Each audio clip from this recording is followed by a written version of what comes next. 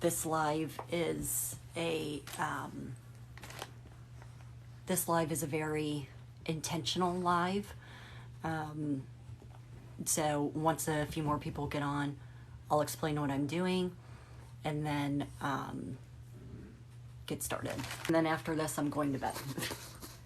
So, all right. So we'll go ahead and get started. Let me close the office door really quick.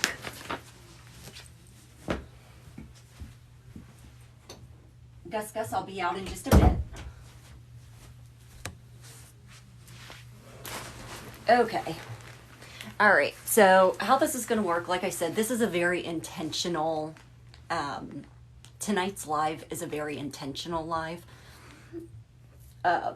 Obviously, normally when I come on and I do lives, so when I come on and I do lives, it's like more hanging out and, you're either, with me while I'm making jewelry or, we're doing a question and answer. And tonight is going to be a little bit different. So tonight, tomorrow I am submitting to several large publications an article called A Letter to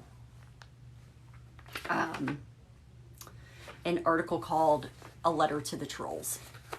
And it's based off of an actual letter that I sent to one of my trolls. Now, obviously I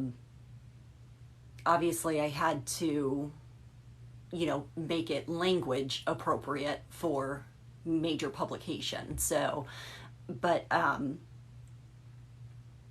this is an actual letter that I wrote to one of my trolls, and not everything, like the last couple parts of the letter are not going to be included in the publication unless if I can figure out a way to make it, unless if I can find a way to make it more generalized. So here's what I'm going to do. I've got the comments covered up so I can't see them. That way I can just focus on reading this. I'm going to read the letter. I'm not going to take any questions about it tonight, but I will get on Wednesday night. Oh shit, am I doing something on Wednesday? I'll get on Wednesday or Thursday night. I will get on Wednesday or Thursday night to specifically answer any questions that you guys have about the letter that I'm submitting for publication. So anyway, let me go ahead and get started with this. And like I said, this is an actual letter that I wrote to one of my trolls. I normally don't give my trolls the time of day. I just don't really give them a whole lot of my time or my energy because frankly, they're not worth it. They're just not. But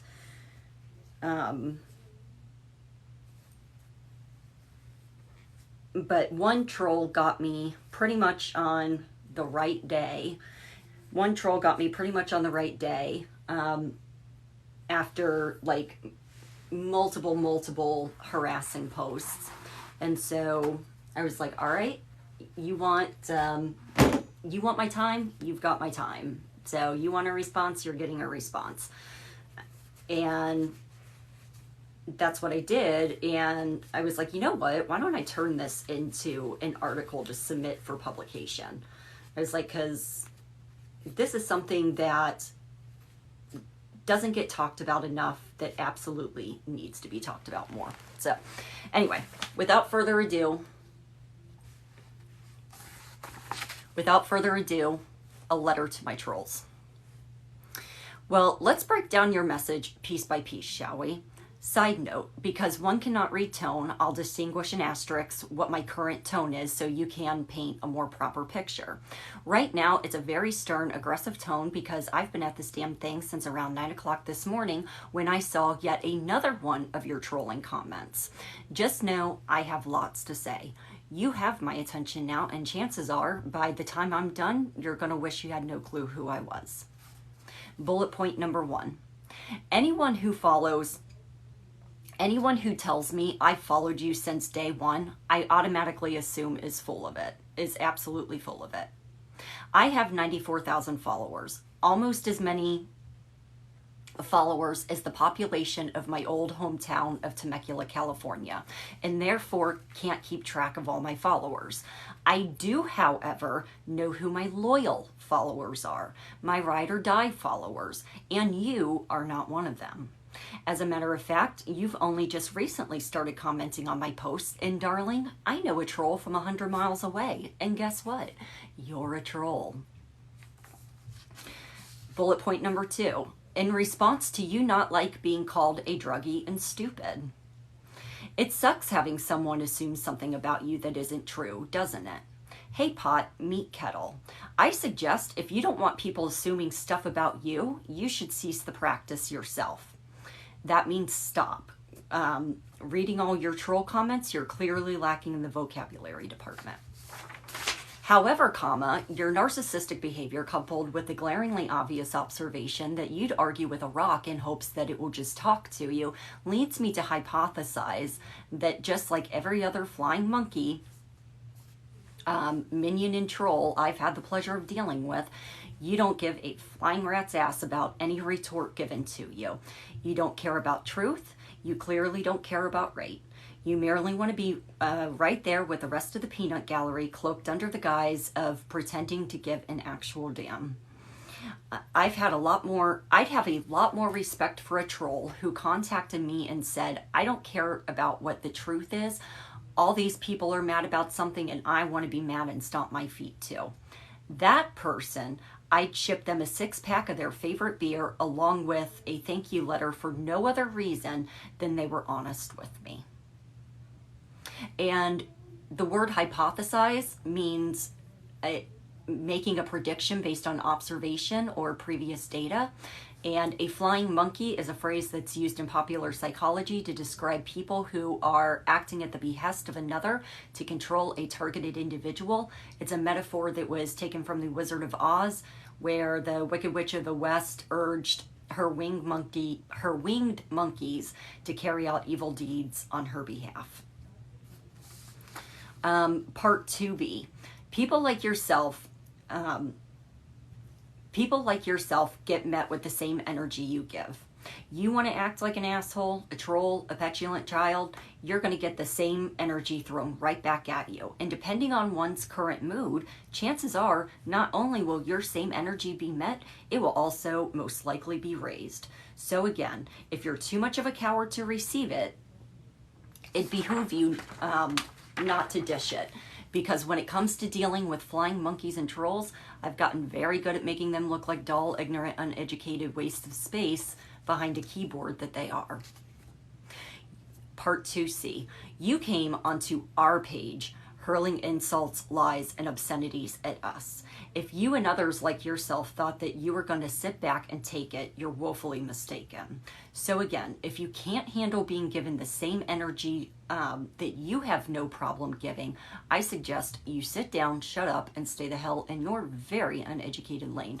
Because if you poke the bear enough, it won't hesitate to go all the revenant on you. Also, because it's often easier to articulate words through writing, one is better able to really dish it out. Number 3, if you truly do suffer from chronic disease, because again, one can easily say that you're the one that's full of crap, not sick, and are just looking for attention or drugs. But how you handle your chronic condition is 100% your business. How we handle ours is 100% our business. If we feel like making TikToks while throwing ballast out of every orifice or in pain or while stuck in bed, etc., that's our business. No one is forcing you to watch anyone's post or follow their page. Were you an actual functioning adult, you'd know to have the forethought to just block any account you don't wish to see or scroll on by. But since you're clearly so attention starved, I'm giving you your 5 minutes of attention before blocking you on all platforms. What those of us with rare and chronic disease choose to do on our bad days is our business, just like what you choose to do on your bad days is yours. That said, if you do suffer from chronic disease, I'm truly sorry.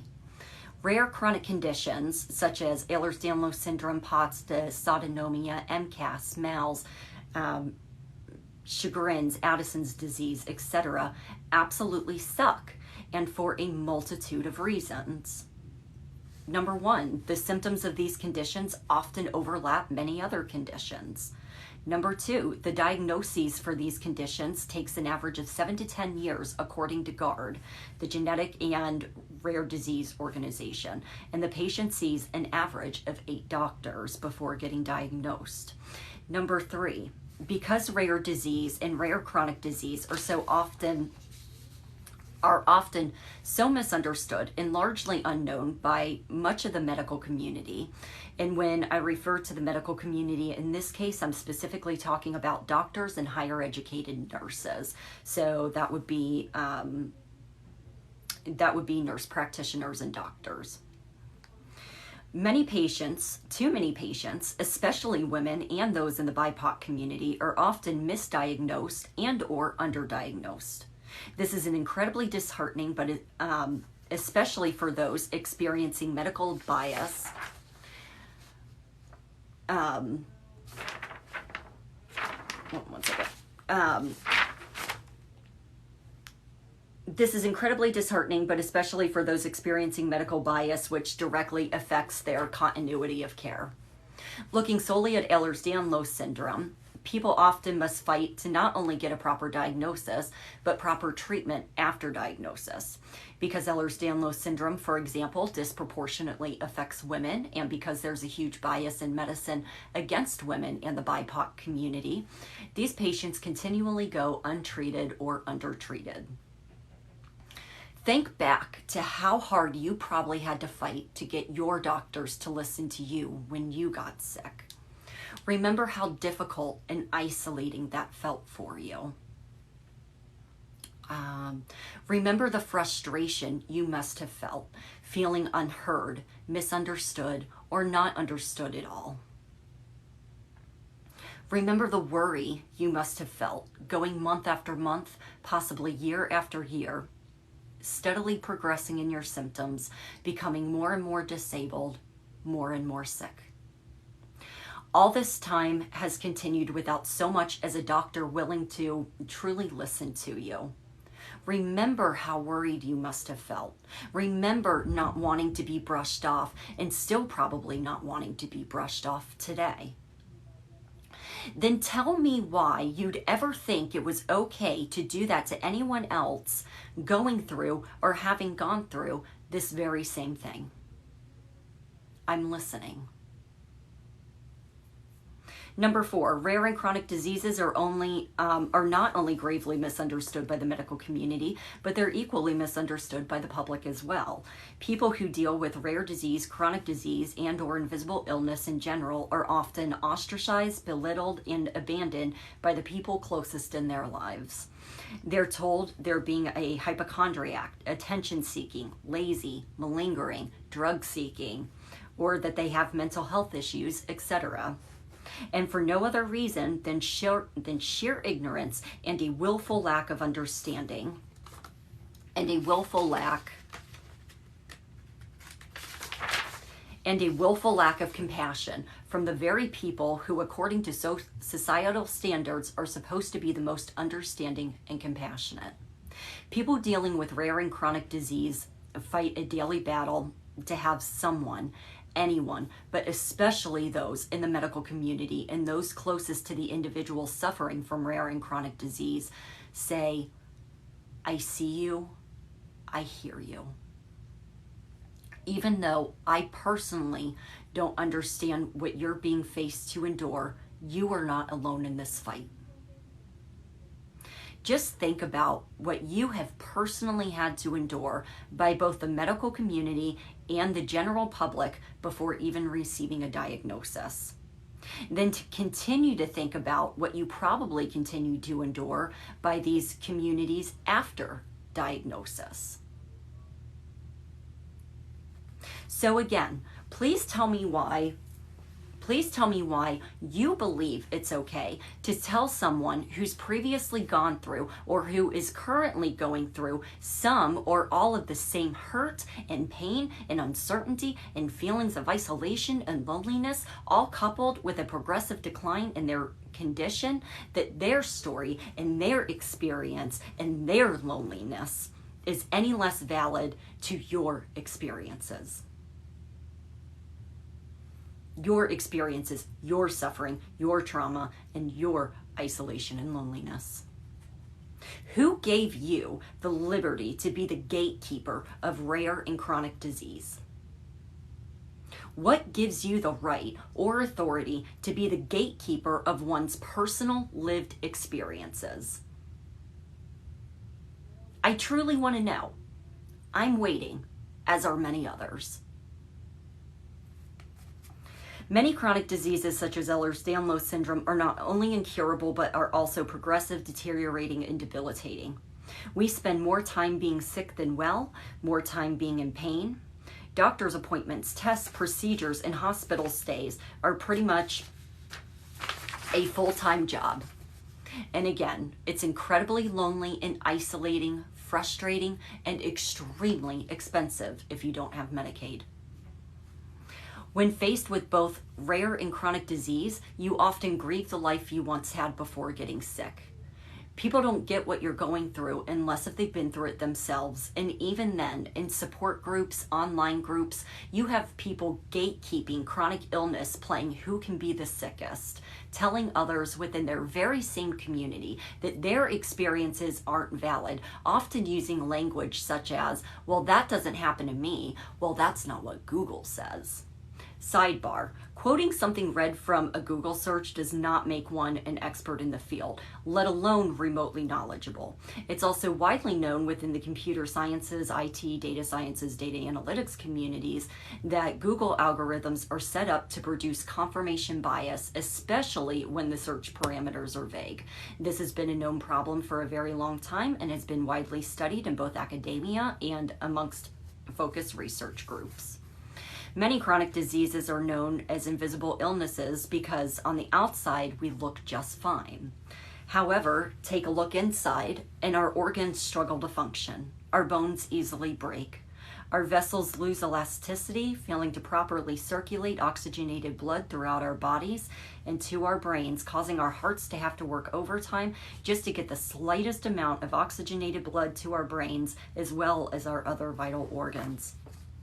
Our skin easily bruises, becomes flushed, and tears at the slightest impact, scars at the slightest scratch, and or breaks out in response to the slightest change of environment. Our tendons become loose and our muscles so weak that sometimes even the slightest movement can send us trembling like a stack of cards, breaking like a cheap child's toy.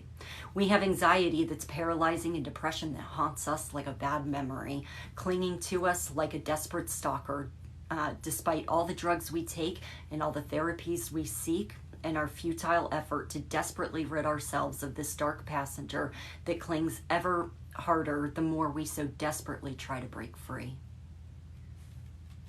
We become so easily exhausted and so weak, the simple act of trying to get out of bed seems paramount to an Olympic sport. Yet because chronic disease and invisible illness are so misunderstood by those in the public, we are forced to deal with the ignorance of the public, family, friends, etc., making ridiculous comments like, but you don't look sick. You can't have that much wrong with you. Just do yoga or take this MLM product that I'm peddling.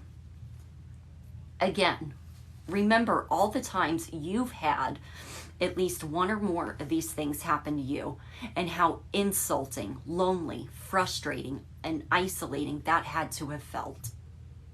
Remember all those times you wished and may still very well wish for even just one person to have said then or to say now, I see you. I hear you.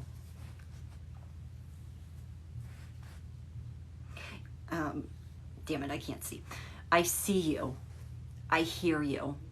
Your experiences, though not my own, are nonetheless are nonetheless no less valid than my own. Though I may not personally understand fully your individual experiences, I still see you. I still see your hurt and your pain.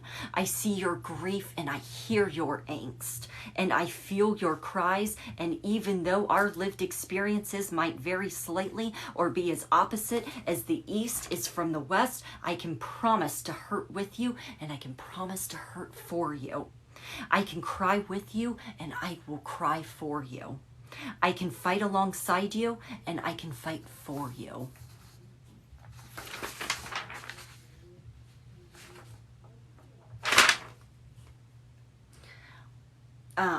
I can be the ear you so desperately need, the cheerleader you've longed for yet have never received. I can walk alongside you and I can walk for you. Most important of all, for you, I can just be. Remember at any time during your lived experience, past, present, or both, yearning for exactly this. Yearning within the deepest parts of your soul for someone to have said or to currently say this exact same thing to you, and remember what it felt like then, and remember what it feels like now to have that personal prayer go unanswered. So tell me why, when you are now or have been so intimately acquainted with that experience of longing and loneliness and grief and angst and hurt and pain, would you ever subject another unwitting human being to the same? I'm waiting. You barrage not only myself, but countless others with whom you've come across on social media platforms with comment after comment full of nastiness, vile lies, and hate. Yet you both expect and demand those very same people with whom you are so disgustingly vile to bend over backwards for you. You demand we answer questions that were never yours to ask. You demand of us our precious time. That is not nor has been owed to you. You blindly see, you ignorantly accept, and you willfully take part in the making and the telling and the spreading of stories and accusations and lies. Yet in that very same breath or stroke of a key, you demand an explanation about the stories, the accusations, and the lies for which you and yours chose to blindly see, ignorantly accept, and willfully take part in. With the stroke of a key, the press of a button, or the start of a sentence, you spend your days ruining innocent lives for which you don't think about for as much as a plank second. Yet you have the audacity to even begin to be offended when we don't give you one moment of our precious time that is now being consumed with ensuring the safety of ourselves and our families, because people like you feel emboldened and entitled to make threats against our safety and threats against our lives. We're forced to pick up our lives, sometimes leaving everything dear to us behind. We're forced to change our numbers or leave our homes, and sometimes change our entire identities, because people like yourself feel entitled to plaster our personal protected information across the damn internet without a single thought or care to the domino effect, the harm, and the tidal wave of destruction your careless, selfish, ignorant, and often dangerous choices or series of choices causes. Yet despite this, you still have the audacity to play victim and or martyr, because we choose not to reply to the comments you make, the posts you create, or the messages you send. We're too consumed with unwillingly being forced to clean up the damage you caused, the destruction you created, and the terror you so proudly and willingly spread. You're not owed a goddamn thing from any creator. You're not owed a reply to a comment you make. You're not owed a reply to a message you send. You are not owed a follow. You are not owed a tag. You are not owed an explanation of any kind for the lies you tell, the accusations you make, or the stories you spread. You are owed nothing. Get over yourself and seriously consider getting into therapy. You are the one that screams mental instability, because no human who is mentally stable and emotionally sound with the capacity for forethought and critical thinking would ever engage nor knowingly participate in the amount of torment, hate, lies, and disgust that people like yourself inflict on others on a daily basis. People like you are monsters. People like you are emotionally and mentally unstable. People like you lack the forethought for critical thinking and competent decision making, while the choices you continually make leave nothing but a path of absolute destruction in your wake, and too often at the expense of innocent people. People like you lack couth and grace and character, yet you have the audacity to parade yourself around blinded by your own selfishness, greed, and narcissism. You willingly and continually fail to see the lives you ruin and the destruction you cause based on the choices you knowingly, willingly, and continually make. People like you lack any sort of a moral compass, yet have the audacity to speak of morality as if you know what morality is, or as if you have any morality at all. Who are you to even attempt to pass judgment on anyone? Who are you to think you have so much as the right to even look at the speck in someone's eye when you're carrying a 1-ton plank in yours? What in God's name do you think gives you the right to troll, harass, threaten, dox, be vile and vulgar to anyone at all, online or in person? Please tell me. What makes you such a special snowflake and exempt from human decency? I'm waiting.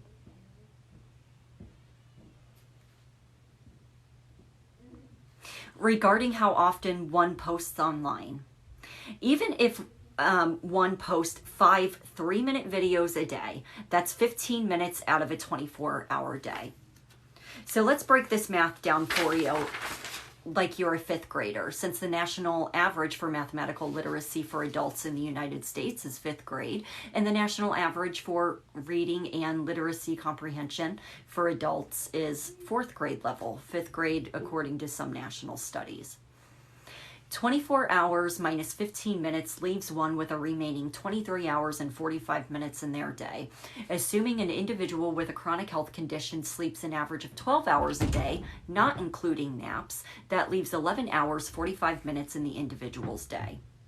Now let's assume this individual is having a rare good day and chooses to try to get all the things done because good days are rare. One will go run errands, which takes roughly 3 hours. So now this individual has 8 hours, 45 minutes left in their day. Running errands, even on a good day, wears this individual out, so they need to sleep for roughly 4 hours. Now they have 4 hours, 45 minutes remaining in their day. This individual needs to shower and it's hair day. This task takes 2 hours if they don't blow dry their hair. This leaves 2 hours, 45 minutes available in this individual's day. If they're having a bad day, it's very possible they're in bed all day and can't even shower or get dressed without help. Hopefully you're smart enough to get the point. At most, a viewer is seeing 15 minutes of one's day. What someone chooses to show is their business and their business alone, because it's their page and no creator is beholden to you. Anything a creator chooses to show their followers is a gift. Again, you are not entitled to a follow back, a return comment, an explanation of any kind. You are entitled to nothing. Hate to burst your bubble. Concerning myself personally, I have been sharing my story on social media since 2015. People like yourself come in at the last inning thinking that you know everything, when in fact you know nothing and less than that. So please, don't think you're special or that you know me or my life or my story, because you don't. Don't think you know any creator's life, because you don't.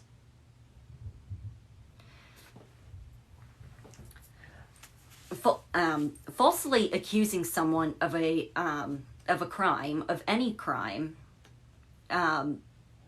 is not only a crime, it's a misdemeanor, depending on what they're being accused on. If it's swatting or terrorism, it's a felony. But it also falls under defamation of character.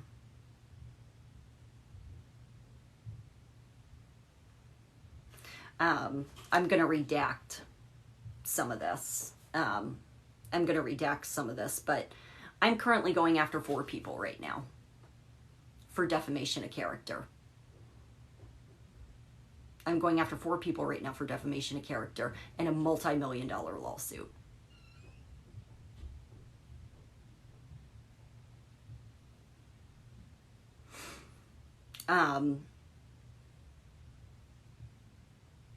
Including encouraging their followers to harass, dox, and threaten not only me but my family, which includes my minor child. I've contacted multiple employers of people who have made comments like yours, which, by the way, I've saved. And I've even contacted a state board and 2 state bars filing reports against licensed professionals. Unless you want me to add you to the list, which I'm more than happy to do, you should probably take a seat. When people go after my livelihood, my family, and especially my child, the claws of Mama Bear come out and all bets are off. I guarantee you, again, this is regarding me personally, and these last 2 things aren't going to go in the, aren't going to be a part of the article. I guarantee you, I've given away and donated more of my own money and business in the last fiscal quarter than most of you trolls have done in your entire miserable lives. I guarantee it. This year alone, I've donated more than 30% of my personal income, and I've donated more than 50% of my gross business income. I've actually donated so much of my business income that this year, not only did I not see a profit, I took a serious loss. Furthermore, 98% of the giving that I do without anyone knowing. TikTok, Facebook, Instagram, etc. will never know about the 98% because frankly, they don't need to. If I see someone in need or a cause that's close to my heart and I have the money to give, I just give it. And if I don't have it to give, but someone is truly in need, I do whatever is necessary to get the funds to help. I've eaten beans and rice. I've cut out personal self-care stuff like getting my nails done and my hair done, and making coffee at home for a couple weeks instead of going out to coffee. I've even pushed back or pushed off doctor's appointments so I could donate my deductible and copay. And I've sold personal items like clothing, equipment, etc. to be able to help others with paying for medications, glasses, doctor's appointments, food, gas, etc. TikTok, Instagram, Facebook, etc. doesn't see any of that, nor do I advertise it. The very rare occasions in which I do advertise what I'm doing is when I'm trying to give someone a substantial amount. And generally, that's more than $100. In which case, I either hold a promotion for my business to get people to buy inventory so I can give a percentage of the net sales, or I announce that I'm giving money that I've earned from my TikTok lives or the Creator Fund when I was a part of the Creator Fund. Frankly, had I had a crystal ball and knew ahead of time that because 2 large creators chose to slander and defame my name, that my views were going to skyrocket, I'd have opted back into the Creator Fund because I'd have generated about a couple $100 in income over a couple of months, which I could have used to help more people. I've given away everything that I've earned from doing TikTok lives, which is just shy of $100. And I've given everything away that I've earned in the Creator Fund, which was like $8 over 2 months. I ended up getting out of the Creator Fund. It wasn't worth it. All this to say, for my income level, I've given away an ass ton of money, and with no one ever knowing because it's not important people know. It's not a spectacle, nor should it be. Just like I haven't advertised that I'm busting my balls escalating one of my businesses and reopening another, because without doing that, I'll have to significantly cut back on the amount of philanthropy I do this year. And I don't want to do that. I don't want to cut back on the amount of philanthropy that I do, because it's something that's very important to me. And keep in mind, I live off of a pension. I live off of a military pension. It's not a lot of people. In conclusion, you troll are acting like nothing more than an uneducated, ignorant, bored troll living a miserable life. You troll are owed nothing from any creator on any platform. The fact that you take what some stranger on the internet says about another stranger on the internet at face value, just running with it, personally tells me all I need to know about you. And that's wildly ignorant and uneducated with piss poor grammar and spelling, who wouldn't know critical thinking if it smacked you in the face.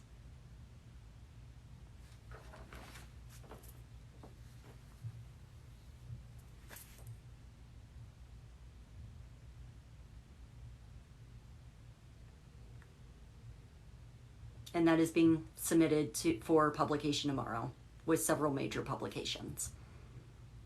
So that was a letter to my trolls, although it specifically went to one troll.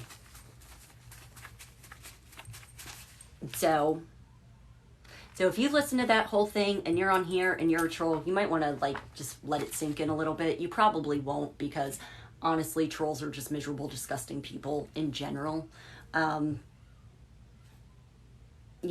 But if you're on here and you have chronic illness and you feel the need to gatekeep chronic illness and rare disease, you should probably let a little bit of what I said sink in. It's not yours to gatekeep. Get a life. It's not a prize or a game. There's no prize for who is the sickest. You know what the prize is death. And frankly, that's a game that I'm okay not playing. So if you're one of those people dealing with rare and chronic disease and you're gatekeeping it, get the fuck over yourself and go talk to a therapist. Seriously. If you were a troll on here, hopefully you heard some of this. Hopefully some of it, I don't know, hopefully some of it gets into that little troll brain of yours. We'll see. So, with that being said, I'm getting off of here. And I'm going to try to go to bed early because I haven't slept yet. Everybody, thank you so much. Thank you for being on with me. I know how you could be spending your time, and you chose to spend your time with me. And for that, I am incredibly grateful. Again, I will be on either Wednesday or Thursday. I feel like I have something going on Wednesday night.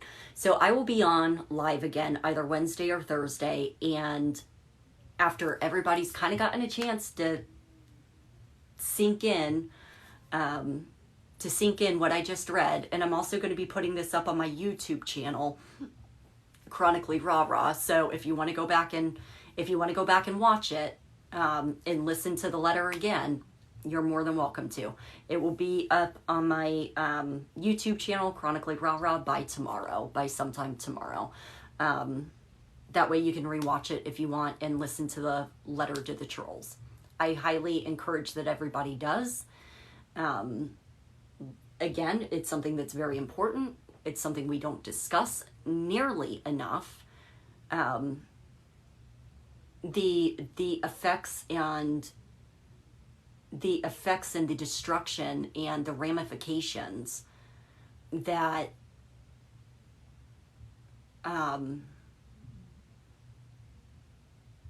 that the actions of these trolls and frankly some creators that are just too big for their britches, the aftermath. People don't think about the aftermath.